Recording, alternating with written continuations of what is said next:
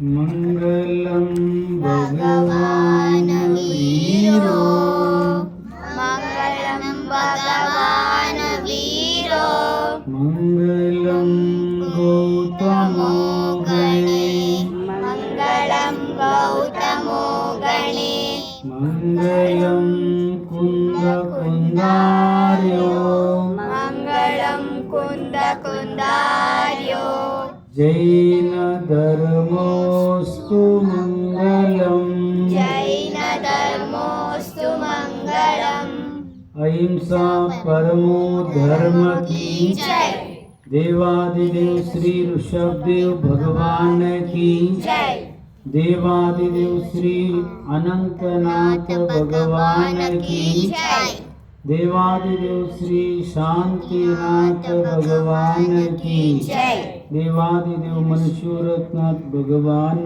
की जय देवादिदेव महावीर भगवान की जय आचार्य गुरुवर कुंद कुंद भगवान की जय परम पूज संत शिरोमणि आचार्य भगवान विद्यासागर जी महाराज की जय परम पूज्य आचार्य समय सागर जी महाराज की जय परम पूज्य मुनि श्री नियम सागर जी महाराज की जय परम पूज्य पाय सागर मुनि महाराज की जय नमोस्तु भगवान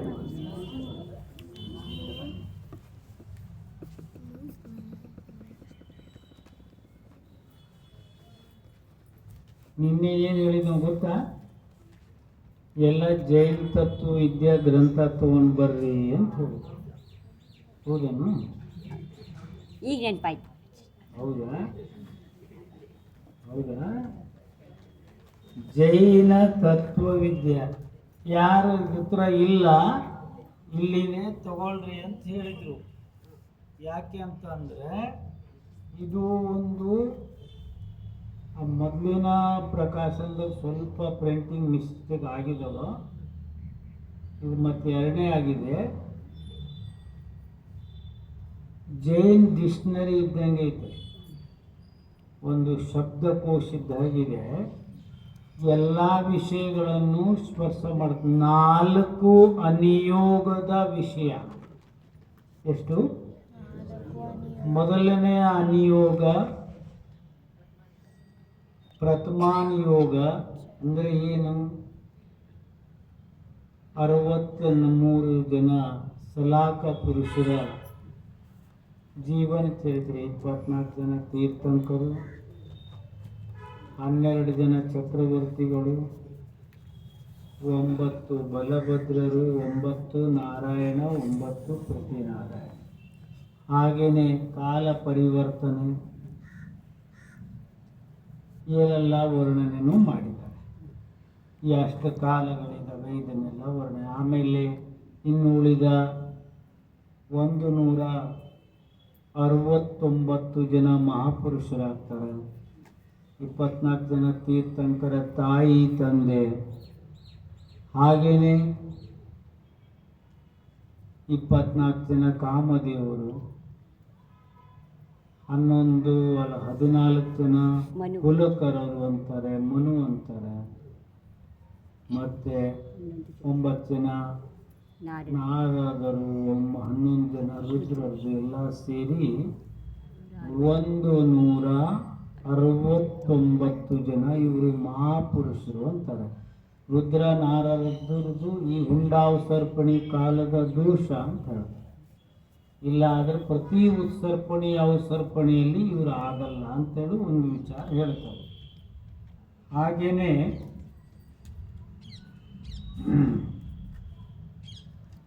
ಇಲ್ಲಿ ಅದಾದ ನಂತರ ಎರಡನೆಯ ಅನಿಯೋಗ ಅಂತಂದರೆ ಕರುಣಾನುಯೋಗ. ಕರುಣಾನುಯೋಗ ಅಂತಂದರೆ ಲೋಕ ಅಲೋಕ, ದೀಪ, ಸಮುದ್ರ, ನರಕ, ಸ್ವರ್ಗ ಎಲ್ಲವನ್ನೂ ವರ್ಣನೆ ಮಾಡ್ತಾರೆ. ಯಾಕೆ ಅಂತಂದರೆ ನಮಗಿವತ್ತು ಅದರ ಬಗ್ಗೆ ಏನೂ ಜ್ಞಾನನೇ ಇಲ್ಲ. ಬೇರೆ ಕಡೆ ಅಲ್ಲೋ ಇಲ್ಲೋ ನಾವು ಕೇಳ್ತೀವಿ. ಇವತ್ತಿನ ಭೌತಿಕ ವಿಜ್ಞಾನ ಬಂದದ್ರಿಂದ ಎಲ್ಲರಿಗೂ ಒಂದು ಆಸೆ ಇತ್ತು, ಒಂದು ಹವನ ಇತ್ತು. ಅಂಧವಿಶ್ವಾಸ ರೂಢಿವಾದಗಳನ್ನೆಲ್ಲ ತೆಗೆದು ಆಚೆಗೆ ಹಾಕ್ತದೆ ಅಂತ. ದುರ್ಭಾಗ್ಯದಿಂದ ಅದೇ ದೊಡ್ಡ ಅಂಧವಿಶ್ವಾಸದಲ್ಲಿ ಉಳ್ಕೋದು. ವಿಜ್ಞಾನ ಅದೇ ಮಾಡಿದ್ರೆ ಅವ್ರು ಹೇಳೋದಕ್ಕೆಲ್ಲ ನಾವು yes sir, okay sir, right sir ಅನ್ನೋ ಹೊತ್ತು ನೋ ಸಾರ್ ಯಾರೂ ಅಂದಿಲ್ಲ. ಅವರಂದ್ರು ಭೂಮಿ ಸೂರ್ಯನ ಸುತ್ತ ಸುತ್ತದು ಅಂತ.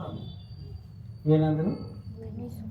ಭೂಮಿ ಸೂರ್ಯನ ಸುತ್ತ ಸುತ್ತದೆ ಅಂದರು. ಎಸ್ ಸಾರ್ ಅಂತ. ಚಂದ್ರಲೋಕ ಹೋಗಿವಂದ್ರು, ಓಕೆ ಸಾರ್ ಅಂದರು. 5 ಸ್ಟಾರ್ ಹೋಟ್ಲ್ ಮಾಡಿವಂತಂದ್ರೆ ರೈಟ್ ಸಾರ್ ಅಂತಂದು. ನೋ ಸಾರ್ ಅಂತ ಯಾರು ಅನ್ಲಿಲ್ಲ. ಎಲ್ಲ ಗುಲಾಮ್ರೆ. ನಮ್ದೇನಂದ್ರೆ ನಮ್ಮದು ಅದು ನಮ್ಮ ಪದ್ಧತಿಯಲ್ಲಿ ಬೆಳಕು ಬಂದ್ಬಿಟ್ಟಿದೆ. ಒಂದು ಗುಲಾಮತನ ಅಂತಕ್ಕಂಥದ್ದು ಯಾಕೆ ಅಂತ, ಅದನ್ನು ಯಾಕಿದು ಹೀಗೆ ಅಂತ ನನಗೆ ಶಾಲೆಗೆ ಹೋಗುವಾಗ ನಾವು ಸ್ಕೂಲಲ್ಲಿ ನಮಗೆ ಕಲಿಸೋ ಶಿಕ್ಷಕರಿಗೆ ಕೇಳಿದೆ. ನೀವು ಹೀಗೆ ಅಂತೀರಲ್ಲ ಖಬರ್, ನೀವು ಈಗ ಅಂತೀರಲ್ಲ, ಅವ್ರೇನು ಹೇಳ್ತಾರೆ ಅಂದರೆ ಸೂರ್ಯ ಭಾಳ ದೊಡ್ಡದಿದೆ, ಭೂಮಿ ಚಿಕ್ಕದಿದೆ ಅಂತ ಹೇಳ್ತಾರೆ. ಮತ್ತಿನ್ನೇನು ಹೇಳ್ತಾರೆ ಅಂದರೆ ಅದು ಸೂರ್ಯನಲ್ಲೇ ಯಾವಾಗಲೂ ಒಂದು ವಿಸ್ಫೋಟ ಆಗಿ ಅದರದ್ದು ಒಂದು ಕೆಲವೊಂದು ಭಾಗ ಕೆಳಗೆ, ಈ ಕಡೆ ಕೆಳಗೆ ಅಂದರೆ ಸೈಡಿಗೆ ಬೇರೆ ಆಗಿದೆ.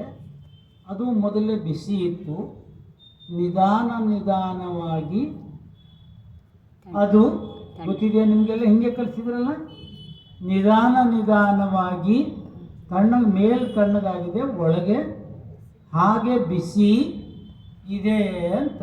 ಏನಿದೆ? ಹೌದಾ? ತಮಗೆಲ್ಲ ಗೊತ್ತಲ್ಲ?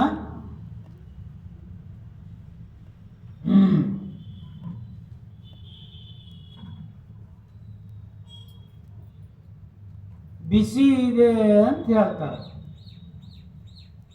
ಅದು ಫಸ್ಟಿಗೆ ಜೀವ ಇಲ್ಲ, ಏನೂ ಇಲ್ಲ. ಮಳೆ ಬಂತು, ನೀರಿನ ಮಳೆಯಿಂದ ಪಾಚಿ ಕಟ್ಕೊಂತು, ಪಾಚಿಯಿಂದ ಮುಂದೆ ಹೋಗಿ ಜೀವ ಉತ್ಪತ್ತಿ ಆಯಿತು. ಪಾಚಿಯಿಂದಲೇ ಜೀವದ ಉತ್ಪತ್ತಿ ಅಂತ ನಮಗೆಲ್ಲ ನಿಮ್ಮ ಇವತ್ತಿನ ಭೌತಿಕ ವಿಜ್ಞಾನ ಇದೇ ಕಲಿಸ್ತಿತ್ತು. ಹೌದಾ? ಸರಿನಾ? ನಾನು ಅವರಿಗೆ ನಮಗೆ ಕಲಿಸೋ ಶಿಕ್ಷಕರಿಗೆ ಕೇಳಿದೆ, ಭೂಮಿ ದೊಡ್ಡದಿದೆ, ಸೂರ್ಯ ಚಿಕ್ಕದಿದೆ ಅಂದರೆ ಭೂಮಿ ಚಿಕ್ಕದಿದೆ, ಸೂರ್ಯ ದೊಡ್ಡದಿದೆ ಅಂತ ಹೇಳ್ತಾರೆ. ಇದನ್ನು ನೀವು ಭೂಮಿ ಅಂತ ತಿಳ್ಕೊಳ್ಳಿ.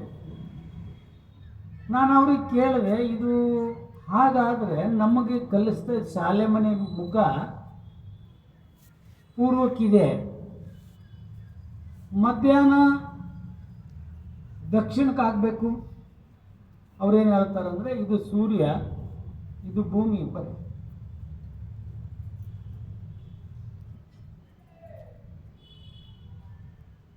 ಇದು ಸೂರ್ಯ, ಇದು ಭೂಮಿ ಅಂತ ಇಟ್ಕೊಳ್ಳಿ. ಒಂದರ ಮೇಲೆ ಒಂದು ಇಲ್ಲ ಐತಂತಾರೆ, ಇಲ್ಲ. ಇದು ಸೂರ್ಯ ಹೀಗಿದ್ದಾಗ ಇದು ಏನಂತಂದರೆ, ಈಗ ನಾವು ಕೇಳಿದೆ ಶಾಲೆ ಮನೆ ಮುಖ ಪೂರ್ವಕ್ಕಿದೆ, ಮಧ್ಯಾಹ್ನ ಆದದಕ್ಕೂ ಏನಾಗಬೇಕಿದು ದಕ್ಷಿಣಕ್ಕೆ ಬರಬೇಕು. ಇದು ಹೀಗಿದ್ದದ್ದು ದಕ್ಷಿಣಕ್ಕೆ ಆಗಬೇಕಿದ್ರ ಮುಖ. ಮಧ್ಯಾಹ್ನ ಆಯಿತು, ಸಾಯಂಕಾಲ ಆದದಕ್ಕೂ ಏನಾಗಬೇಕಿದು ಉತ್ತರ ಪಶ್ಚಿಮಕ್ಕೆ ಆಗಬೇಕು. ಏನಾಗಬೇಕು? ಪಶ್ಚಿಮಕ್ಕೆ. ಹೌದಾ? ಮತ್ತೆ ಸಾಯಂಕಾಲ ಅಲ್ಲ, ಸಾಯಂಕಾಲ ಮಧ್ಯಾಹ್ನ ಹಾಗಾಯಿತು, ಮಧ್ಯರಾತ್ರಿ. ಸಾಯಂಕಾಲ ಪಶ್ಚಿಮಕ್ಕಾಯ್ತು, ಮಧ್ಯರಾತ್ರಿಯಲ್ಲಿ ಅದು ಉತ್ತರಕ್ಕಾಯ್ತು. ಉತ್ತರಕ್ಕಾಯಿತು. ಹೀಗೇಕೆ ಆಗಲ್ಲ ಅಂದರೆ ನಿಮ್ಗೆ ಗೊತ್ತಾಗಲ್ಲ ಅದು ಅಂತ ನಮ್ಗೇನೆ ಅವರು ಅದೈತಲ್ಲ ಅವ್ರ ಸ್ವಭಾವ. ಅವ್ರಿಗೆ ಗೊತ್ತಿಲ್ಲದಿದ್ರೆ ಏನು ಮಾಡೋದು? ಅದು ಇಡೀ ಭೂಮಿ ಸುತ್ತದೆ, ನಿಮ್ಗೇನು ಗೊತ್ತಾಗಲ್ಲ, ಅದು ತಿಳಿಯಲ್ಲ. ಅಲ್ಲದೆ ಈ ಬಿಲ್ಡಿಂಗ್ ತಿರುಗಿದ್ರೆ ನಮ್ಮ ಮುಖ ತಿರುಗ್ತದೆ? ಇಲ್ಲ, ತಿರುಗಲ್ಲ. ಯಾಕೆಂದರೆ ಸೂರ್ಯನ ಮೇಲೆ ಭೂಮಿ ಇಲ್ಲ, ವೀಚೇರ್ತಾರೆ. ಭೂಮಿ ಮೇಲೆ ಸೂರ್ಯ ಐತಿದ್ರೆ ಒಂದೇ ಅನುಭವ ಐತಿ, ಎರಡು ಒಟ್ಟಿಗೆ ತಿರುಗ್ತಾ ಇದಾವೆ. ಇದ್ರ ಮೇಲೆ ಇದಿದೆ, ಇದು ಇದ್ರ ಜೊತೆಗೆ ತಿರುಗ್ತದೆ. ಅವ್ರೇನಂತಾರಂತಂದ್ರೆ ಈ ಸೂರ್ಯನ ಸುತ್ತ ಭೂಮಿ ತನ್ನನ್ನು ತಾನು ಒಂದು ಸುತ್ತಕೊಳ್ತದೆ. 365 ದಿನದಲ್ಲಿ ಹೀಗೆ ಸುತ್ತುತ್ತಾ ಭೂಮಿಯ ಸೂರ್ಯನ ಒಂದು ಸುತ್ತು ಬರ್ತದೆ ಅಂತಾರೆ. ಹೌದಾ? ಇದು ಯಾಕಾಗಲ್ಲ? ಇದ್ರ ಮೇಲೆ ಅದಿಲ್ಲ, ಅದ್ರ ಮೇಲೆ ಇಲ್ಲ. ಎಲ್ಲ ನಮಗೆ 100ಕ್ಕೆ ಅವರಂದ್ರು ವಿಜ್ಞಾನ ಕೆಲವೊಂದು ಒಳ್ಳೆ ಮಾತು ಹೇಳ್ತಾರೆ. ಏನು ಹೇಳ್ತಾರಂದರೆ, ನಾವು ಇಲ್ಲಿ ತನಕ ಕಂಡು ಹಿಡ್ದಿದ್ದೀವಿ, ನಾವೇನು ಪ್ರಯೋಗ ಮಾಡಿದ್ದೀವಿ, ಇದು ನಮ್ಮ ಪುರುಷಾರ್ಥವನ್ನು ನಾವು ಮಾಡಿದ್ದೀವಿ, ನಮ್ಮ ಒಂದು ನಾಲೆಜ್ ಏನಿತ್ತು ಅಷ್ಟು ನೋಡಿದ್ದೀವಿ, ಮುಂದಿನ ದಾರಿ ನಿಮಗೆ ತೆರೆದಿಟ್ಟಿದ್ದೀವಿ, ನೀವು ನೋಡ್ಬೋದು ಅಂತ ಅಂದರು. ಆದರೆ ಇನ್ನೊಂದು ಏನು ಹೇಳೋದು, ಪ್ರತಿಯೊಂದು ವಸ್ತುನೂ ಪ್ರತ್ಯಕ್ಷವಾಗಿ ತೋರಿಸು. ಈಗ ಅವ್ರೇನಂತಾರೆ, ಹಾವಿ ಕಿವಿ ಇಲ್ಲ ಅಂತ. ಏನಿಲ್ಲ ಅಂತ?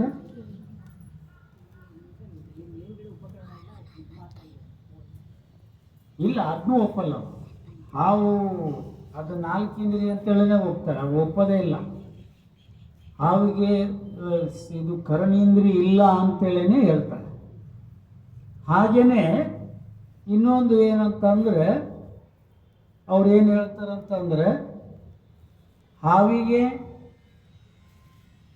ಕಿವಿ ಇಲ್ಲ, ಇದು ಗಿಡ ಮರ ಬಳ್ಳಿ ಲತೆ ಕ್ರಿಮಿ ಕೀಟ ಇವೆಲ್ಲ ಸ್ತ್ರೀ ಪುರುಷ ಇದ್ದಾರೆ ಅಂತ,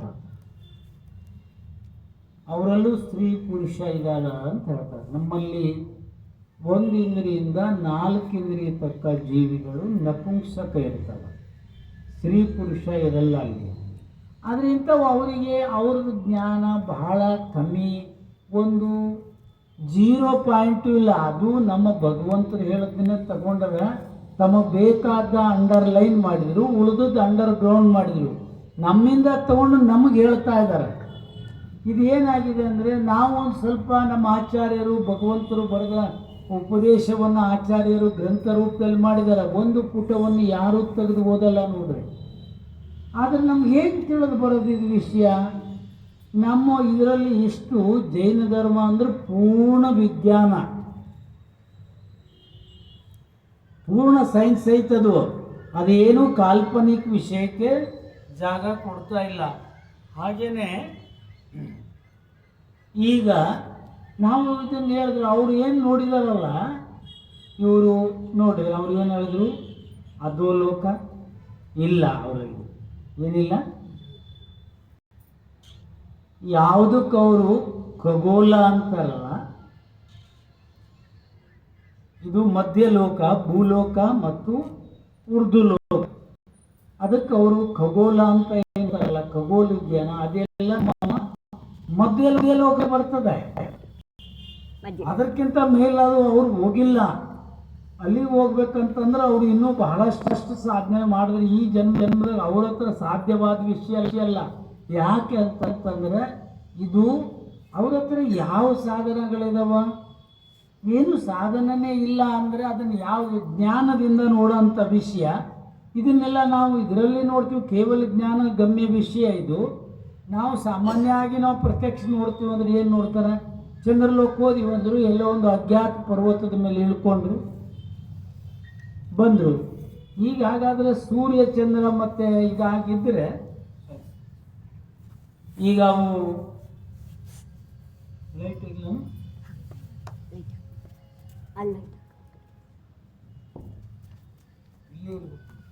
ಇಲ್ಲಿ ಒಂದು ಹಾಕು. ಇದು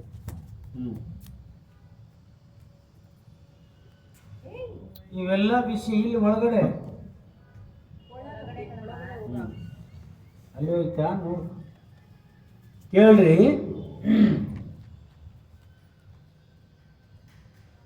ಇದೇನಾಗ್ತದ ಅಂತಂದ್ರೆ, ಅವರು ಒಂದು ಅಪಾರ ಸಮುದ್ರದಲ್ಲಿ ಒಂದು ಹನಿಗಷ್ಟನ್ನೇ ಅವರಿಗೆ ಜ್ಞಾನ ಆಗಿದೆ. ಅದು ನೋಡಕ್ಕೆ ಹೋದ್ರೆ ಬಹಳ ದೊಡ್ಡದಿದೆ. ಇದೇನಿದು? ಏನಿದ್ರಿ? ಭಾಳಷ್ಟು ಜನ ಈಗೆಲ್ಲ ಜೈನ್ ಧರ್ಮದ ಚಿಹ್ನೆ ಅಂತ ಹೇಳ್ತಾರೆ. ಆದರೆ ಭಾಳಷ್ಟು ಜನ ತಮ್ಮ ಮನೆ ಮೇಲೆ ಗಾಡೀಲಿ ಅದ್ರಾಗೆಲ್ಲ ಮಾಡ್ಕೊಂಡ್ರೆ ಒಳ್ಳೇದು ಮಾಡಿದ್ದಾರೆ. ಯಾಕಂದರೆ ಇದು ಒಂದು ಜೈನ ಮನೆ, ಜೈನ ಗಾಡಿ ಇದಂತ ಗೊತ್ತಾಗ್ತದೆ. ಭಾಳಷ್ಟು ಜನ ಮಾಡಿಕೊಂಡ್ರೆ ವಾಸ್ತವದಲ್ಲಿ ಇದು 3 ಲೋಕದ ನಕ್ಷೆ. ಏನಿದು? ಇದಕ್ಕೆ ಬ್ರಹ್ಮಾಂಡ ಅಂತ ಹೇಳ್ತಾರೆ, ವಿಶ್ವ ಅಂತ ಹೇಳ್ತಾರೆ. ಏನು ಕೊಡ್ರಿ ಇದು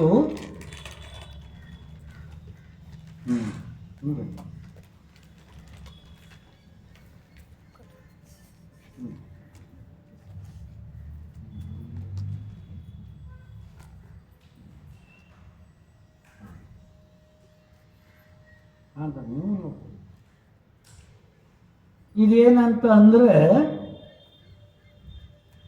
ಬ್ರಹ್ಮಾಂಡ, ವಿಶ್ವ, ತ್ರಿಲೋಕ, ಲೋಕಾಕಾಶ ಎಲ್ಲ ಇದಕ್ಕೆ ಹೆಸರಿದ್ದಾವೆ, ಭಾಳಷ್ಟು ಹೆಸರಿದ್ದಾವೆ. ಇದರಲ್ಲೇ 6 ದ್ರವ್ಯಗಳು ಇದ್ದಾವೆ. ಇದರ ಆಚೆಗೆ ಮಾತ್ರ ಒಂದು ಆಕಾಶ ದ್ರವ್ಯ ಇದೆ. ಇದು ಎಷ್ಟು ದೊಡ್ಡದಿದೆ ಅಂತಂದರೆ, ಈ ಲೋಕ ಹೀಗಿದೆ, ಕೆಳಗೆ ಮೇಲೆ 14 ರಾಜ್ಯ ಎತ್ತರ ಇದೆ. ಒಂದು ರಾಜ್ಯ ಅಂತಂದರೆ ಅಸಂಖ್ಯಾತ ಯೋಜನೆಗಳು. ಎಷ್ಟು ಯೋಜನ ಅಂದರೆ ಏನು ಅದು ಗೊತ್ತಿಲ್ಲ. ಒಂದು ಯೋಜನ, ಮಹಾಯೋಜನ ಆದರೆ 2000 ಕೋಸು. ಮತ್ತು ಕೋಶ ಅಂದರೆ ಏನು ಇದು ಗೊತ್ತಿಲ್ಲ. ಒಂದು ಕೋಸು ಅಂತಂದರೆ 3 ಕಿಲೋಮೀಟರ್ ಆಗ್ತದೆ. 2 ಮೈಲೆ ಒಂದು 3 ಕಿಲೋಮೀಟರ್ ಆಗ್ತದೆ. ಇಂಥದ್ದು 14 ರಾಜ್ಯ ಎತ್ತರ, ಕೆಳಗಡೆ ಇಲ್ಲಿ 7 ರಾಜ್ಯ ಅಗಲ ಇದೆ. ಮತ್ತು ಬರ್ತಾ ಬರ್ತಾ ಇಲ್ಲಿ ಮಧ್ಯದಲ್ಲಿ 1 ರಾಜ್ಯ ಅಗಲ ಆಗ್ತದೆ. ಮತ್ತು ಪುನಃ ಇಲ್ಲಿ ಮೇಲೆ ಹೋಗಿ ಇದು ಹೇಳ್ತಾ ಇದ್ರಲ್ಲ, ಇಲ್ಲಿ ಕೇಳ್ರಿ, ನೋಡ್ಕೊಳ್ರಿ, ಈ ಕಡೆ ಮುಂದೆ ಬಂದು ಕೂತ್ಕೊಳ್ರಿ. ಹಾಂ, ಕೂತ್ಕೊಳ್ರಿ.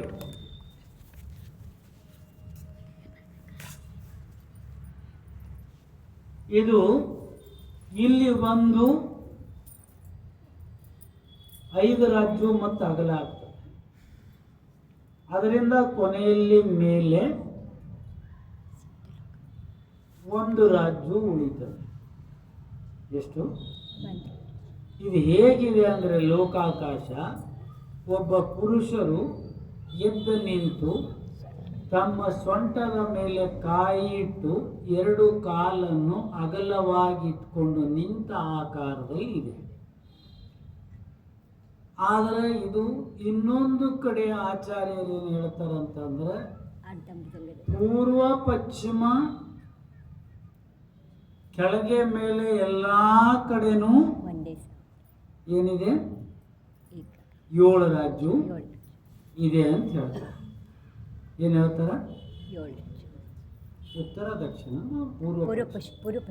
ಪೂರ್ವ ಪಶ್ಚಿಮ, ಉತ್ತರ ದಕ್ಷಿಣ ಹೀಗಿದೆ ಅಂತ ಹೇಳ್ತಾರೆ. ಹಾಗಾಗಿ ಆದರೂ ಒಂದು ಏನು ಹೇಳಿದ್ರೆ ಗೊತ್ತಾ, ಇದರಿಂದ ನಮ್ಗೇನು ತಿಳಿದು ಬರ್ತದೆ ಅಂತಂದ್ರೆ, ಒಂದು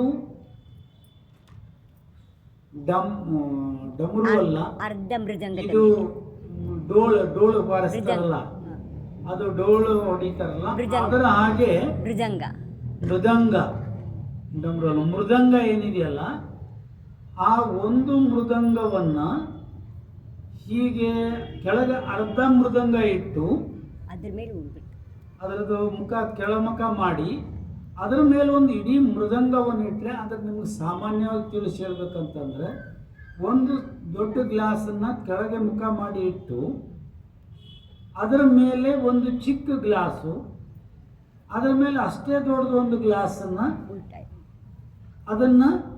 ಅದರ ಮೇಲೆ ಹಿಂಗೆ ಉಲ್ಟಾ ಇಟ್ಟರೆ ಹೇಗೆ ಆಕಾರ, ಆ ಲೆಕ್ಕದಲ್ಲಿ ಹೋದರೆ ಇದು ಹೀಗೆ ಬರೋಕ್ಕೆ ಸಾಧ್ಯ ಇಲ್ಲ. ಏನು ಸಾಧ್ಯ ಇಲ್ಲ? ಆದರೆ ನಮಗೇನಾಗಿದೆ ಅಂದರೆ, ಹಾಗಾದ್ರೆ ಮಾಡಿದ್ರೆ ಇಲ್ಲಿನೂ ಕೂಡ ಸಂದೇಹಗಳಿದಾವಲ್ಲ. ಇಲ್ಲಿ ಸಂದೇಹ ಅಂತಕ್ಕಂಥದ್ದು ಏನೂ ಇಲ್ಲ. ಏನಾಗ್ತದೆ ಅಂತಂದರೆ ನಾವು ಅದನ್ನು ತಿಳಿಸಿ ಹೇಳೋಕ್ಕಾಗ್ತಾ ಇಲ್ಲ, ಅಥವಾ ನಮಗೆ ಅಷ್ಟೊಂದು ಸಾಹಿತ್ಯಗಳು ಉಪಲಬ್ಧ ಇಲ್ಲ, ನಮ್ಗೆ ಅಷ್ಟೊಂದು ಸಾಹಿತ್ಯಗಳ ಅಧ್ಯಯನ ಮಾಡೂ ಇಲ್ಲ, ಆದರೆ ನಮ್ಮ ಹತ್ರ ಅಷ್ಟು ಸಾಮರ್ಥ್ಯ ಜ್ಞಾನ ಇಲ್ಲ. ಇದು ಜ್ಞಾನದ ಕೇವಲಿ ಭಗವಂತರು ಕೇವಲಿ ಗಮ್ಯವಾದ ವಿಷಯ. ಅದನ್ನು ಅವರು ನೋಡಿ ತಿಳಿದು ಹೇಳಿದರು, ಉಪದೇಶ ಮಾಡಿದ್ದು. ಗ್ರಂಥ ರಚನೆ ಮಾಡಿಟ್ಟರು, ಅವು ಇವತ್ತಿಲ್ಲ. ಆಚಾರ್ಯ ಕುಂದು ಭಗವಂತರು 84 ಪಾವಡಗಳನ್ನು ರಚನೆ ಮಾಡಿದ್ರಂತೆ. ಇವತ್ತು ನಮ್ಮ ದುರ್ಭಾಗ್ಯದಿಂದ 14 ಪಾವಡ ಅಷ್ಟೇ ಉಳಿದಿದ್ದಾವೆ. ಇನ್ನುಳಿದು ಪಾವಡ ಎಲ್ಲಿ ಹೋದು ಗೊತ್ತಿಲ್ಲ. ಎಷ್ಟೋ ಗ್ರಂಥಗಳು ಸಿಗ್ತಾ ಇಲ್ಲ. ತತ್ವಾರ್ಥ ಸೂತ್ರ ಗ್ರಂಥದ ಮೇಲೆ ಮೊಟ್ಟ ಮೊದಲೇ ಟೀಕಾ ಬರೆದದ್ದು ಇವತ್ತು ಸಿಗ್ತಾ ಐತೆ ನಮಗೆ. ಸರ್ವಾರ್ಥ ಸಿದ್ಧಿ ಪೂಜ್ಯಪಾದ ಆಚಾರ್ಯರದು, ಅಂದರೆ ಭಗವಾನ್ ಮಹಾವೀರ್ ಅಂದರೆ 4ನೇ ಶತಮಾನದವರು ಅಂತ ಹೇಳ್ತಾರೆ. ಭಗವಾನ್ ಮಹಾವೀರ್ ಮೋಕ್ಷಕ್ಕೆ ಹೋಗಿ ಸುಮಾರು 1000 ವರ್ಷ ಹತ್ರ. ಕುಂದ ಆಚಾರ್ಯರು 5ನೇ ಅಂದರೆ ಈಶಾ ಪೂರ್ವ ಅಂದರೆ ಮೊದಲನೇ ಶತಮಾನದಕ್ಕಿಂತ ಪೂರ್ವದಲ್ಲಿ ಹುಟ್ಟಿದ್ರು. ಈಸಾಕ್ಕಿಂತ ಒಂದು 50 ವರ್ಷ ಮೊದಲೇ, ಆ ನಂತರ ಒಂದು 45 ವರ್ಷ, ಒಟ್ಟು 95 ವರ್ಷ ಅವರ ಆಯುಷ್ಯ ಇತ್ತು ಅಂತ ಹೇಳ್ತಾರೆ. ಅದರ ಪೂರ್ವದಲ್ಲಿ ಅವರೆಲ್ಲ ರಚನೆ ಮಾಡಿದರು. ಎಷ್ಟೋ ಗ್ರಂಥಗಳು ನಮಗೆ ಇವತ್ತು ದೊರೀತಾ ಇಲ್ಲ.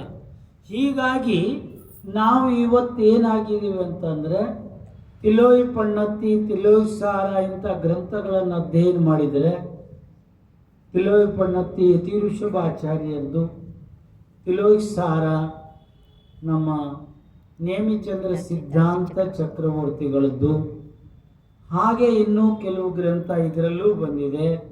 ಇನ್ನು ಹರಿವಂಶ ಪುರಾಣ, ತತ್ವಾರ್ಥ ಸೂತ್ರದಲ್ಲೂ 2 ಮತ್ತು 3ನೇ ಅಧ್ಯಾಯದಾಗೆಲ್ಲ 3 ಲೋಕದೆಲ್ಲ ವರ್ಣನೆ ಮಾಡ್ತಾ ಕೆಲವು 4ನೇ ಅಧ್ಯಾಯ 3ನೇ ಅಧ್ಯಾಯದಾಗೆಲ್ಲ ಇದರ ವರ್ಣನೆ ಬಂದಿದೆ. 3ನೇ ಅಧ್ಯಾಯದಲ್ಲಿ ಬಂದಿದೆ. ಹೀಗೆ ಅದೇ ಗ್ರಂಥದ ಮೇಲೆ ಪೂಜ್ಯಪ್ಪ ಸಮಂತ್ರಭದ್ರಾಚಾರ್ಯ 2ನೇ ಶತಮಾನದಲ್ಲಿ 1800 ವರ್ಷದ ಹಿಂದೆ 357 ಸೂತ್ರಗಳ ಮೇಲೆ 84,000 ಸೂತ್ರಗಳಲ್ಲಿ ಟೀಕಾ ಬರೆದಿದ್ರಂತೆ. ಇವತ್ತು ಸಿಗ್ತಾ ಇಲ್ಲ. ಆ ನಂತರ ಬರೆದದ್ದು ಪೂಜ್ಯಪಾದ ಆಚಾರ್ಯದ್ದು ಸಿಗ್ತಾ ಇದೆ, ಸರ್ವಾರ್ಥ ಸಿದ್ಧಿ. ಆನಂತರ ನಮ್ಮ ಅಕಲಂಕ ದೇವರು ಬರೆದಂಥ ರಾಜವಾರ್ತಿಕ, ಮತ್ತು ಈ ವಿದ್ಯಾನಂದರು ಅಂದರೆ ಈಗಿನ ವಿದ್ಯಾನಂದರಲ್ಲ, 1000 ವರ್ಷ ಪೂರ್ವದಲ್ಲಿ ಆಗಿ ಹೋಗಿದ್ದಾರೆ. ಆ ವಿದ್ಯಾನಂದರು ಬರೆದಂಥ ಈ ಗ್ರಂಥ ನಮಗೆ ಸಿಗ್ತದೆ ಏನಂತಂದರೆ ಶ್ಲೋಕವಾರ್ತಿಕ. ಇನ್ನೂ ಭಾಳಷ್ಟು ಗ್ರಂಥಗಳು ರಚನೆ ಮಾಡಿದ್ದಾರೆ. ಇದೆಲ್ಲ ವಿಷಯ ನೋಡ್ರಿ, ಇದು ಈ ರೀತಿ ಇದೆ, ಗೊತ್ತಾಯ್ತಾ? ಇದು ಯಾರಿಂದಲೂ ನಿರ್ಮಾಣ ಮಾಡಿದ್ದಲ್ಲ, ಯಾರೂ ಇದನ್ನು ನಾಶನೂ ಮಾಡಲ್ಲ. ಇದರೊಳಗಾಗಿ 6 ದ್ರವ್ಯಗಳಿದಾವೆ: ಜೀವ, ಪುದ್ಗಲ, ಧರ್ಮ, ಅಧರ್ಮ. ಧರ್ಮ ಅಂದರೆ ನೀವು ಮಾಡೋಂಥ ಧರ್ಮ ಅದಲ್ಲ. ಇಲ್ಲಿ ಧರ್ಮ ಅಂತ ಹೇಳಿದರೆ ಒಂದು ದ್ರವ್ಯ ಇದೆ. ಏನನ್ಬೇಕು ನಿಮ್ಮ ಇಂಗ್ಲೀಷಾಗ ಏನಂತಾರೆ ದ್ರವ್ಯಕ್ಕೆ? ಮ್ಯಾಟರ್. ಹಾಂ, ಅದು ಏನಿದೆಯಲ್ಲ, ಮ್ಯಾಟರ್ ಏನಿದೆಯಲ್ಲ, ಅದು ಒಂದು ದ್ರವ್ಯ ಇದೆ. ಹಾಗೇನೆ ಆಕಾಶನೂ ಕೂಡ ಒಂದು ದ್ರವ್ಯ ಇದೆ, ಅಧರ್ಮನೂ ಕೂಡ ಒಂದು ದ್ರವ್ಯ ಇದೆ, ಮತ್ತು ಕಾಲನೂ ಕೂಡ ಒಂದು ದ್ರವ್ಯ ಇದೆ. ಇವು 6 ದ್ರವ್ಯದ ಒಂದು ಪರಮಾಣುವಾಗಲಿ ಒಂದು ಜೀವನಾಗಲಿ ಯಾರ ಕಡೆಯಿಂದನೂ ನಷ್ಟ ಮಾಡೋಕ್ಕಾಗಲ್ಲ, ಯಾರಿಂದನೂ ನಷ್ಟ ಮಾಡೋಕ್ಕಾಗಲ್ಲ, ಯಾರಿಂದಲೂ ಅದನ್ನು ಹೊಸದಾಗಿ ನಿರ್ಮಾಣ ಮಾಡೋಕ್ಕೂ ಸಾಧ್ಯ ಇಲ್ಲ. ಪರಿವರ್ತನೆ ಮಾಡಬಹುದು, ನಾವು ಇವತ್ತು ಈಗ ಮನುಷ್ಯರಾಗಿದ್ದೀವಿ, ಮುಂದೆ ದೇವ ಆಗ್ಬೋದು, ನಾರಕಿ ಆಗ್ಬೋದು, ತಿರಿಯಂಚ ಆಗ್ಬೋದು, ಇಲ್ಲ ಆದರೆ ಮೋಕ್ಷಕ್ಕೆ ಹೋಗ್ಬೋದು. ಒಟ್ಟು ನಮ್ಮ ಅಸ್ತಿತ್ವ ಅಂತಕ್ಕಂಥದ್ದು ಎಲ್ಲೂ ಒಂದೇ ಒಂದು ಪರಮಾಣುನು ಕಮ್ಮಿ ಆಗಲ್ಲ, ಒಂದು ಪರಮಾಣು ಹೆಚ್ಚಾಗಲ್ಲ. ಅದು ಪರಿವರ್ತನೆ ಆಗ್ತದೆ ಅಷ್ಟೇ. ಅಷ್ಟು ಬಿಟ್ಟರೆ ಅದಕ್ಕೆ ಉತ್ಪಾದ ವ್ಯಯ ದ್ರವ್ಯ ಯುಕ್ತ ಸತ್ಯ. ಉತ್ಪನ್ನ ಆಗ್ತದೆ ದ್ರವ್ಯ, ವ್ಯಯ ಆಗ್ತದೆ, ಮತ್ತು ಹಾಗೆ ಹೇಗೆ ಉಳಿತದೆ? ಇದೇ ಜೈನ ದರ್ಶನದ ಸಿದ್ಧಾಂತ. ಈ ಬೆರಳು ಈಗ ನೇರವಾದ ಪರ್ಯಾಯದಲ್ಲಿ ಇದೆ. ಇದೀಗೇನಾಯ್ತು? ಡೊಂಕಾದ ಪರ್ಯಾಯದಲ್ಲಿ ಹುಟ್ಕೊಂತು, ಅದು ಉತ್ಪನ್ನ ಆಯಿತು. ಡೊಂಕಾದ ಪರ್ಯಾಯ ಉತ್ಪನ್ನ ಆಯಿತು, ನೇರವಾದ ಪರ್ಯಾಯ ನಷ್ಟ ಆಯಿತು, ಬೆರಳು ಹಾಗೆ ಉಳಿದಿದೆ. ಇದೇ ಸಿದ್ಧಾಂತ. ಪರಿವರ್ತನೆ ಆಗ್ತದೆ. ಈಗ ದಿನ ಇದೆ, ಬೆಳಕಿದೆ, ದೀಪ ಆರಿತು ಅಂತಂದರೆ ಅದು ಪುನಃ ಎಲ್ಲಿ ಹೋತು ಅಂತ ಕೆಲವನು ಗೌತಮ್ ಬುದ್ಧನು ಕೂಡ ಇದನ್ನೇನು ಹೇಳ್ತಾರೆ ಅಂತಂದರೆ ಕಣಕ್ಕೈವಾದ. ಅವರಂದ್ರು ದೀಪ ಆರಿತು, ಎಲ್ಲಿ ಹೋತು? ಎಲ್ಲಿ ಹೋತು ಹೇಳಿ? ಈ ದೀಪ ಆರಿತು, ಎಲ್ಲಿ ಹೋತು? ಎಲ್ಲಿ ಹೋತು? ಇಲ್ಲ, ಅದರ ಅಸ್ತಿತ್ವ ಕಳ್ಕೊಂತು ಅಂತಂದ್ರು. ಅವ್ರಿಗೆ ಅರ್ಥ ಆಗಿಲ್ಲ. ಅದು ಒಂದು ಪ್ರಕಾಶದ ಪರ್ಯಾಯದಲ್ಲಿತ್ತು, ಈಗ ಅದು ಒಂದು ಪುದ್ಗಲದ ಪರ್ಯಾಯ. ಅದು ಏನಾಗ್ತದೆ? ಅಂಧಕಾರದಲ್ಲಿ, ಕತ್ಲೆಯಲ್ಲಿ ಪರಿವರ್ತನೆಯನ್ನು ಮಾಡಿಕೊಡ್ತು. ಏನು ಮಾಡಿಕೊಡ್ತು?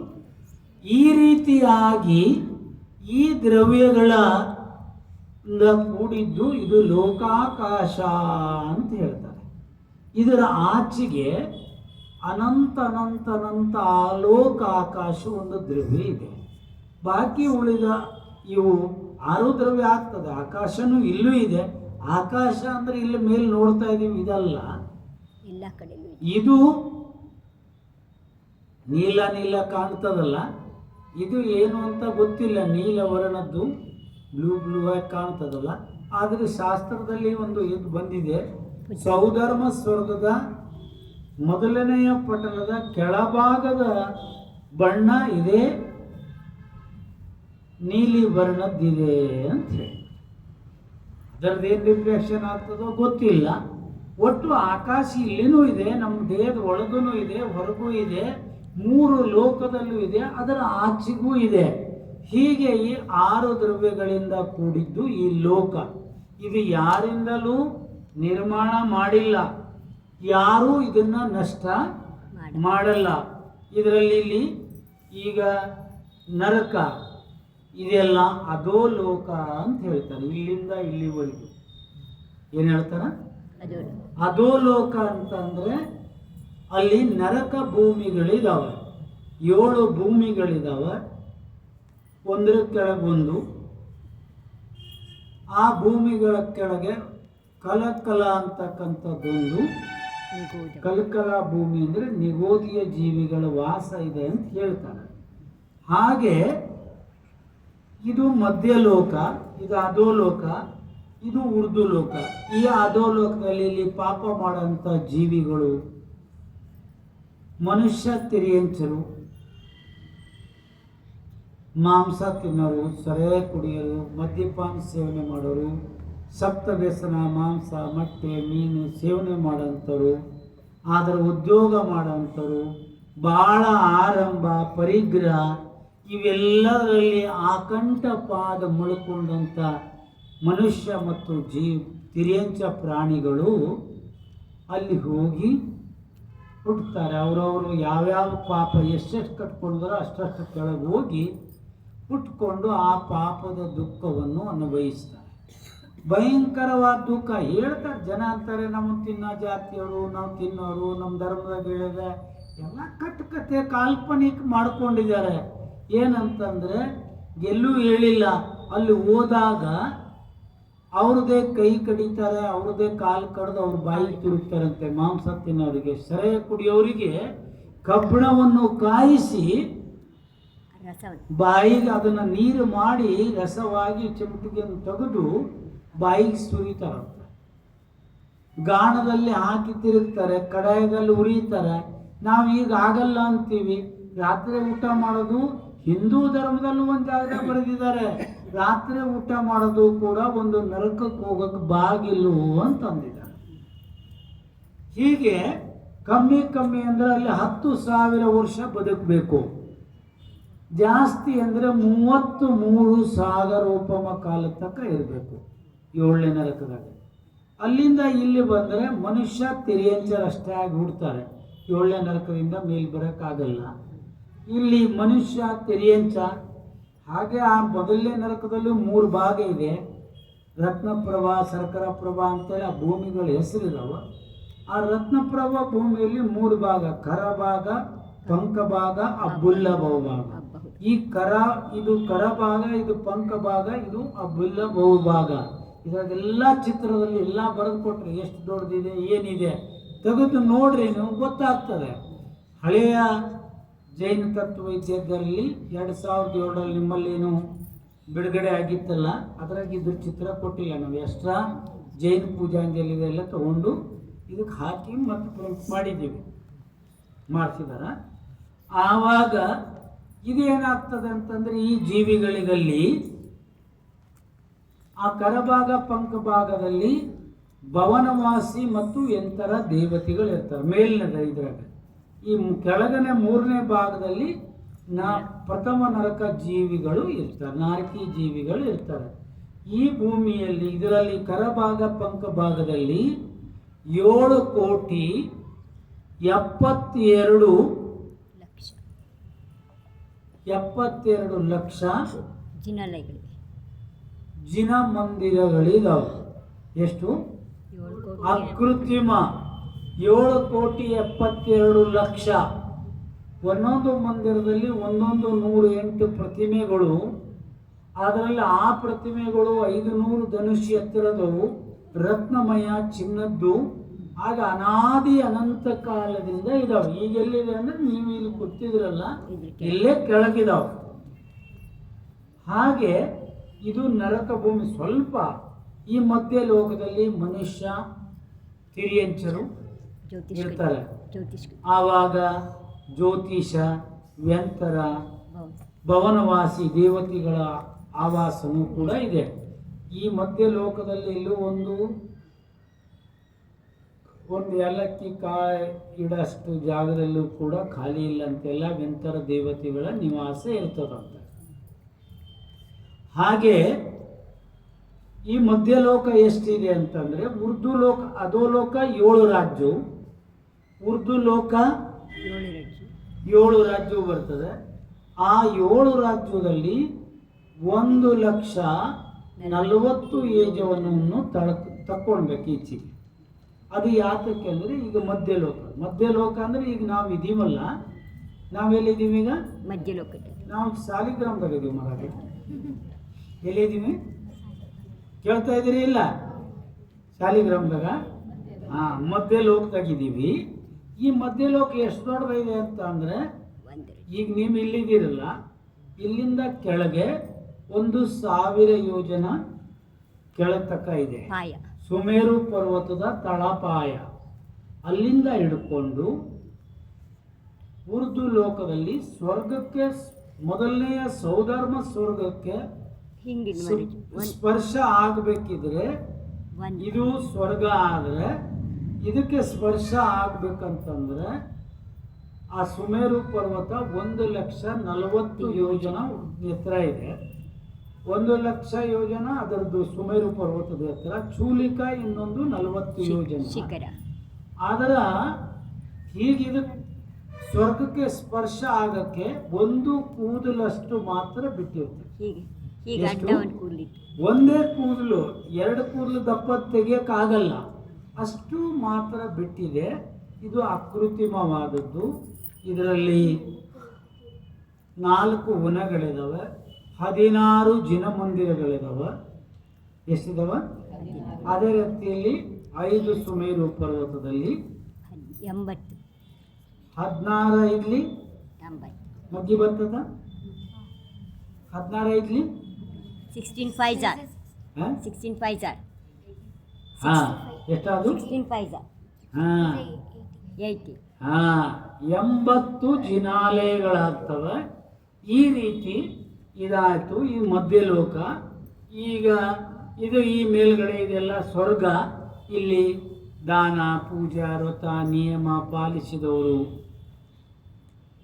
ಒಳ್ಳೆಯ ಸತ್ಕರ್ಮ ಮಾಡಿದವರು, ಸಂಯಮಿಗಳಾದವರು ಮೋಕ್ಷಕ್ಕೆ ಹೋದವರು ಹೋದರು. ಇನ್ನು ಉಳಿದವರು ಇಲ್ಲಿ ಹೋಗಿ ಉಟ್ಕೊತಾರೆ. ಅವ್ರ ಆಯುಷ್ಯ ಪೂರ ಆಗತಕ್ಕ ಅಲ್ಲಿ ಇರ್ತಾರೆ. ಅಲ್ಲಿಂದ ಸುಖವಾಗಿ ಅವರಿಗೆ ಯಾವುದೂ ಇದಿರಲ್ಲ. ಅಲ್ಲಿಂದ ಇಲ್ಲಿ ಬರ್ತಾರೆ. ಕೆಲವರು ಸಮ್ಯಕ್ ದೃಷ್ಟಿ ಇದ್ದವರು ಮತ್ತೆ ಮುನಿಯಾಗಿ ತಪಸ್ಯ ಮಾಡಿ ಮೋಕ್ಷಕ್ಕೆ ಹೋಗ್ತಾರೆ. ಕೇಳ್ತಾ ಇದ್ರಿ ಇಲ್ಲ, ಮಾತಾಡಬೇಡ್ರಿ, ಕೇಳ್ಕೊಳ್ರಿ. ಆವಾಗ ಇದು 3 ಲೋಕದೊಳಗೆ. ಇದು ಯಾರ ಮೇಲೆ ನಿಂತಿದೆ? ಬೇರೆ ಧರ್ಮದಾಗೆ, ಇನ್ನು ಹಿಂದೂ ಧರ್ಮದಾಗೆಲ್ಲ ಏನು ಹೇಳ್ತಾರೆ? ಶೇಷನಾಗನ ಹೆಡೆ ಮೇಲೆ ನಿಂತಿದೆ. ಕೆಲವರು ಏನಂತಾರಂತಂದ್ರೆ ನಂದಿಯ ಕೊಂಬಿನ ಮೇಲೆ ನಿಂತಿದೆ. ಏನು, ಯಾವ್ದ್ರ ಮೇಲೆ? ನಂದಿಯ ಕೊಂಬಿನ ಮೇಲೆ ನಿಂತಿದೆ. ಇನ್ನು ಬೇರೆ ಬೇರೆ ಬೇರೆ ಬೇರೆ ಥರ ಹೇಳ್ತಾರೆ. ಆದರೆ ಜೈನ ಧರ್ಮ ಏನು ಹೇಳ್ತದೆ ಅಂದರೆ ಈ 3 ಲೋಕಕ್ಕೆಲ್ಲ ಆಧಾರ ವಾತ ವಲಯಗಳು. 3 ವಲಯಗಳ ಗಾಳಿಗಳಿದ್ದಾವೆ. ವಲಯ ವಾತ ಅಂದರೆ ಗಾಳಿ. ಘನೋದಧಿ ಒಳಗಿದೆ, ಘನೋದಧಿ ಘನವಾತ ಮಧ್ಯದಾಗ, ಲಾಸ್ಟಿಗಿರೋದು ತನುವಾತ. ಇದು ಹೇಗೆ ಅಂತಂದರೆ ವೃಕ್ಷದ ಸುತ್ತ ತೊಗಟೆ ಹೇಗೆ ಆವರಿಸ್ಕೊಂಡಿದೆ ಆ ರೀತಿ ಲೋಕವನ್ನು ಆವರಿಸ್ಕೊಂಡಿದೆ. ಇದರ ಮೇಲೇ ಇದು ನಿಂತಿದೆ. ಗೊತ್ತಾಯ್ತಾ? ಇದು ಘನೋದಧಿ ಅಂದರೆ ನೀರಿನ ಆಕಾರದಾಗ, ಅದ್ರ ಗ್ಯಾಸ್ ಥರನೇ ಬೇರೆ. ನೀರಂದ್ರೆ ನೀರಲ್ಲ. ಮತ್ತು ಘನವಾತ ಅಂತ, ಘನೋದಧಿ ಘನವಾತ ಅಂತಂದರೆ ನೀರು ಮತ್ತು ಗಾಳಿ ಮಿಕ್ಸ್ ಆಗಿರೋದು. ಮತ್ತು ತನುವಾತ ಅಂತಂದರೆ ಕೇವಲ ಗಾಳಿ ಇರ್ತದೆ ಕೊನೆಯದು. ಈ ರೀತಿಯಾಗಿ ಇದರ ಮೇಲೆ ಲೋಕ ನಿಂತಿದೆ. ಅದರ ಮಧ್ಯದಲ್ಲೂ ಕೂಡ ಇದೇನಿದೆಯಲ್ಲ ಆಕಾಶ, ಇದಕ್ಕೂ ಕೂಡ ಇಲ್ಲಿ ಅಂತರವಾಗಿರೋದಕ್ಕೆ ಅದಕ್ಕೂ ಕೂಡ ಈ ಗಾಳಿಗಳನ್ನೇ, ಈ ವಾತನೇ ಕೂಡ ಕಾರಣ ಅಂತ ಜೈನಾಚಾರ್ಯರು ಭಗವಂತರ ಉಪದೇಶವನ್ನು ಬರೆದಿಟ್ಟಿದ್ದಾರೆ. ಆಯ್ತಾ? ಎಷ್ಟು ಟೈಮು? 7 ಗಂಟೆ 7 ನಿಮಿಷ. ಹೌದಾ? ಈಗ ಹಾಗೆ ಇದನ್ನು ಇಲ್ಲಿ ಸ್ವಲ್ಪ ತಿಳ್ಕೊಂಡ್ರಿ.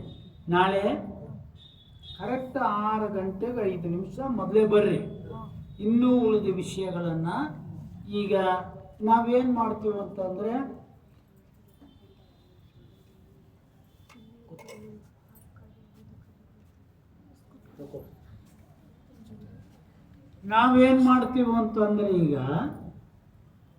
ನಾವೀಗ ಕೆಲವಷ್ಟು ಮಾಡ್ತೀವಿ. ಅಷ್ಟಾನಿಕ ಪರ್ವ ಮಾಡ್ತೀವಿ. ನಂದೀಶ್ವರ ಎಲ್ಲಿದೆ? ವಿಜಯ ಕ್ಷೇತ್ರ ಎಲ್ಲಿದೆ? ಮ್ಯಾಲೆ ಐತೆ ಅಂದರೆ ಇಲ್ಲಿ ಮ್ಯಾಲೆ ಇಲ್ಲೈತ ನಮ್ಗೆ ಗೊತ್ತಿಲ್ಲ. ಈಗ ನಾವು ಅಂತೀವಿ, ಪೂಜೆ ಮಾಡ್ತೀವಿ, ಅದ್ರಾಗ ಹೇಳ್ತೀವಿ ವಿದ್ಯಮಾನ ಬೀಸ ತೀರ್ಥಂಕರಕ್ಕೆ ಸಿದ್ಧ ಪ್ರಭುಕ್ಕೆ ಗುಣ ಆಗರಕ್ಕೆ ಅಂತ ನಾವು ದೇವಗುರು ಶಾಸ್ತ್ರ ವಿದ್ಯಮಾನ ಬೀಸ ತೀರ್ಥಂಕರ ಅಂದು. ಅವರು ಯಾರು, ಎಲ್ಲಿದ್ದಾರೆ? ನಾವು ಅವ್ರ ಬಗ್ಗೆ ಏನಾದ್ರು ಸ್ವಲ್ಪ ನಮ್ಗೆ ಗೊತ್ತಿದೆಯಾ? ವಿಜಯ ಕ್ಷೇತ್ರ ಎಲ್ಲಿದೆ ಹೇಳ್ರಿ ನೋಡೋಣ. ಹಾಗಾದ್ರೆ ನಮ್ಗೆ ಅವೆಲ್ಲ ಕೇಳಬಾರ್ದು. ಫಸ್ಟ್ ದಿನ ಬಂದಾಗ ಬರ್ದು ತೋರಿಸಿದ್ದೆ ಮಾಡಿ. ಹೌದಾ? ಅಲ್ಲ, ನಮ್ಗೆ ಅವೆಲ್ಲ ಕೇಳಬಾರ್ದು. ನಿಮ್ದೇನು ಕೆಲಸ ಐತೆ?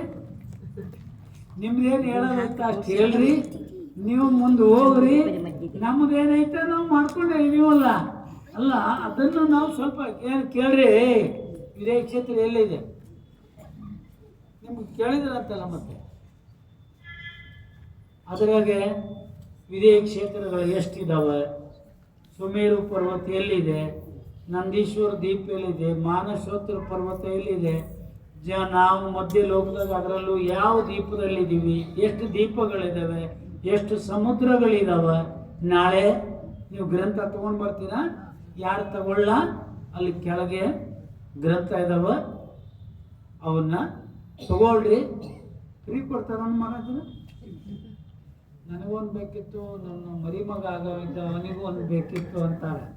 ಇಲ್ಲಾಂದರೆ ನಾವು ಎಲ್ಲ ಒಯ್ದವು ನಮ್ಮ ಹತ್ರ ಒಂದು ಎಲ್ಲ ನಾವೆಲ್ಲ ಒಂದರಲ್ಲೇ ಮಾಡ್ಕೊತೀವಿ. ಇಲ್ಲ, ನಾವೆಲ್ಲರೂ ಸಾಲಿಗ್ರಾಮದವರೆಲ್ಲ ನಾವು ಒಂದೇ ಮನೆಯವರು, ಎಲ್ಲ ಈಗ ಬೇರೆ ಬೇರೆ ಆಗಿದ್ದೀವಿ ಅಂತ.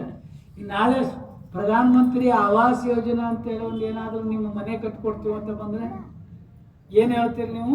ಹೇಳಿ ಈ ಕಡೆ. ಇಲ್ಲ, ನಾವು ಇಬ್ಬರು ದಂಪತಿಗಳು ಈಗ ಬೇರೆ ಇದ್ದೀವಿ ಏನು ಅಂತೀರಿ?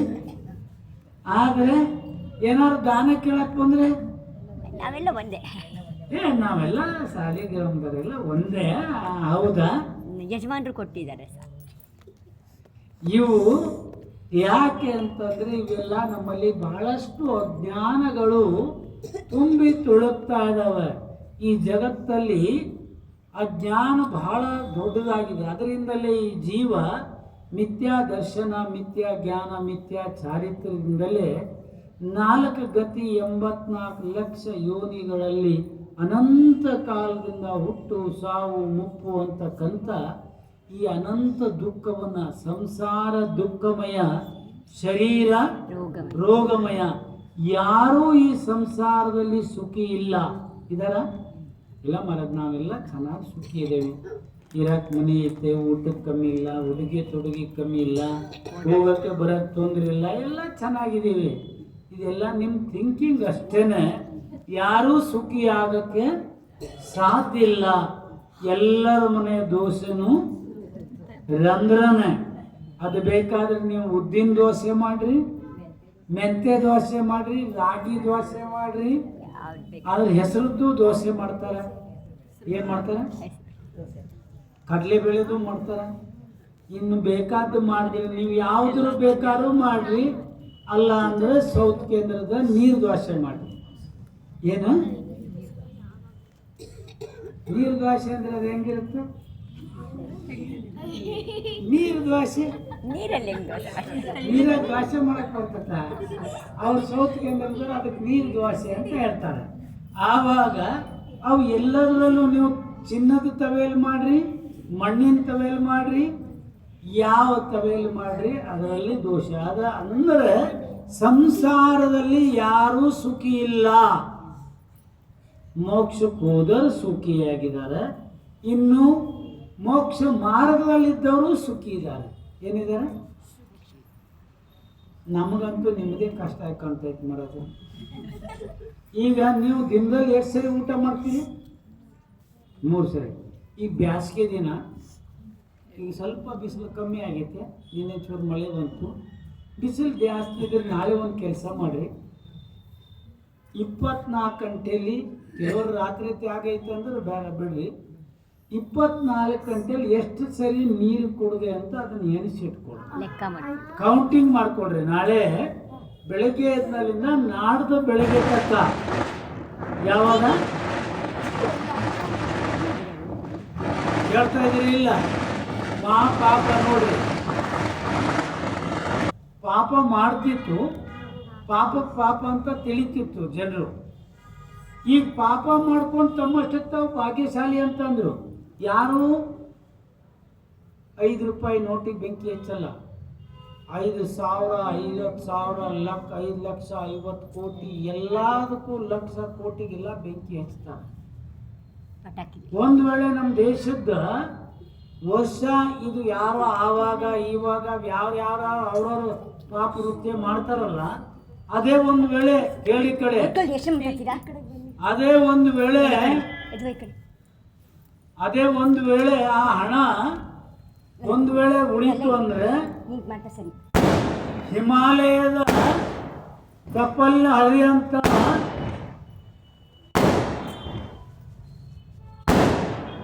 ಗಂಗಾ ನದಿಯನ್ನು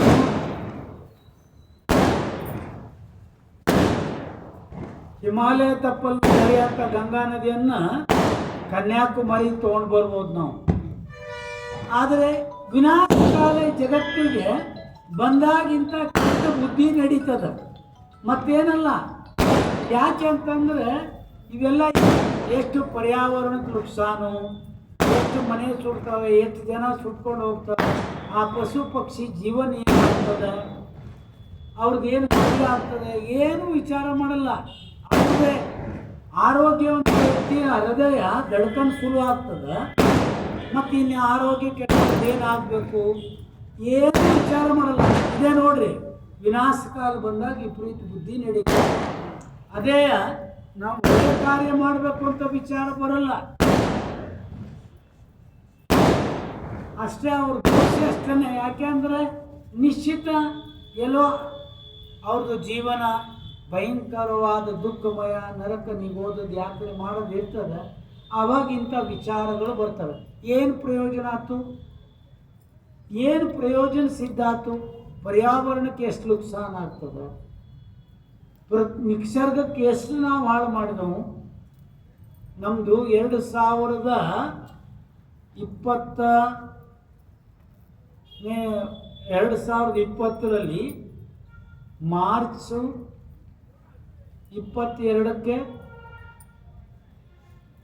ಜನತಾ ಕರ್ಫ್ಯೂ ಅಂತ ಮಾಡಿದರು. 23ಕ್ಕೆ ಅಥವಾ 23 ರಾತ್ರಿ ಅಂದರೆ 24ನೇ ಇದಕ್ಕೆ ರಾತ್ರಿಯಲ್ಲಿ ಏಪ್ರಿಲ್ 14 ತಾರೀಕು ತನಕ ಏನು ಮಾಡಿದ್ರು ಗೊತ್ತಾ? ಹೇಳ್ತಾ ಇದ್ದಿಲ್ಲ, ಲಾಕ್ಡೌನ್ ಮಾಡಿ. ಅದು ಒಂದು 25 ದಿನನ ಅಷ್ಟು ಆಗಿಲ್ಲ, 1 ತಿಂಗಳಂತೂ ಆಗೇ ಇಲ್ಲ. ಕಡೆಗೊಂದು ಸಮಾಚಾರ ಪತ್ರಿಕೆಯಲ್ಲಿ ಕೊಟ್ಟಿದ್ರು, ಭಾರತದ ವಾಯುಮಾಲಿನ್ಯ ನಿಸರ್ಗ 55ರಿಂದ 75% ಕ್ಲಿಯರ್ ಅಂತ ಕೊಟ್ಟರು. ಅಂದರೆ ಕೃಷಿ ಕಾರ್ಯ ಎಲ್ಲ ನಡೀತಾ ಇತ್ತು, ಉದ್ಯೋಗಗಳು ಮಾತ್ರ ಕೆಲವೊಂದಷ್ಟು. ನಾನು ಜಿಂದಾಲ್ GSW ಇದರಲ್ಲಿ ಹೋಗಿದ್ದೆ, ನಾನು ಧಾರವಾಡ ಇದರಲ್ಲಿ ನಿಮ್ಮ ಬಳ್ಳಾರಿಗೆ. ಅಲ್ಲಿ ಹೋದಾಗ ಒಂದಿನ ಅಲ್ಲೇ 6 ಅಥವಾ 100 ಮನೆಯರಲ್ಲೇ ಕೆಲಸದಾಗದಲ್ಲ, ಅಲ್ಲೇ 6 ಹೇಳಿದ್ರು ನಮ್ದೆಲ್ಲ ಬಂದ್ ಮಾಡೋಕ್ಕೆ ಬರಲ್ಲ ಮಾರಾದ್ರೆ, ಜನ ಕಮ್ಮಿ ಮಾಡ್ಕೊಂಡವು ನಡೆಸ್ತಾ. ಯಾಕೆಂದರೆ ನಮಗೆ ಬಂದ್ ಮಾಡೋ ಹಂಗೇನೆ ಇಲ್ಲ ಅದು. ಆವಾಗ ಎಷ್ಟು ನುಕ್ಸಾನ ಆಗಿರ್ಬೋದು ಲೆಕ್ಕ ಹಾಕ್ರಿ. ಕೃಷಿ ಕಾರ್ಯ ಇನ್ನೂ ಮುಂದುವರಿಯಿತು. ಎಷ್ಟು ನಾವು 25 ದಿನದಾಗ ನಿಸರ್ಗಕ್ಕೆ ಇಷ್ಟು ತೊಂದರೆ ಕೊಟ್ಟವಂತಂದರೆ ಎಷ್ಟು ವರ್ಷದಿಂದ ಏನು ಮಾಡಿಲ್ಲ. ಯಾತಕ್ಕೆ ಬಂದೆವು? ಲೈಟಿಗೆ ಬಂದ. ಸರಿ, ಎಲ್ಲ ಬಂದ್ ಮಾಡಿದ್ರು, ಇದನ್ನು ಬಂದ್ ಮಾಡಿಬಿಡ್ರು ಹುಡುಗರ. ಹಾಗಾಗಿ ನಾವು ಬಹಳಷ್ಟು ವಿಷಯಗಳನ್ನು ಅರ್ಥ ಮಾಡ್ಕೊಳ್ಬೇಕು. ಪಾಪದಿಂದ